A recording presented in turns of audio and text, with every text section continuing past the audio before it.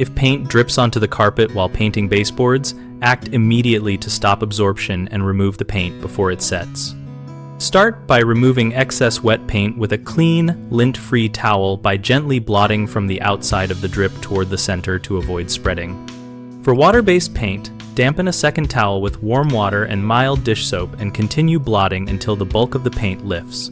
Replace towels as they fill and avoid rubbing, which embeds pigment into fibers. For oil-based paint, first scrape off any excess with a plastic scraper or the edge of a credit card.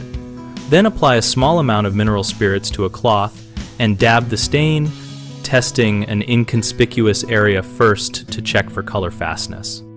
If the paint has already dried, soften it with a spray of warm soapy water for water-based paint or a small amount of paint thinner for oil-based paint, then gently lift softened film with a dull tool and repeated blotting.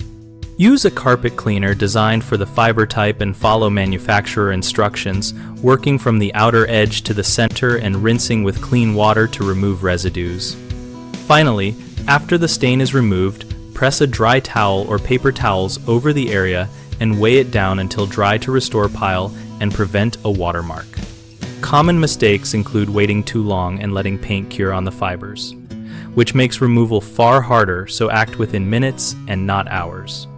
Relying on scraping alone, which can shred yarn, so always combine gentle scraping with solvent and blotting, and using too much solvent or vigorous rubbing, which can remove dye or damage backing, so always test an unused corner first and use minimal product.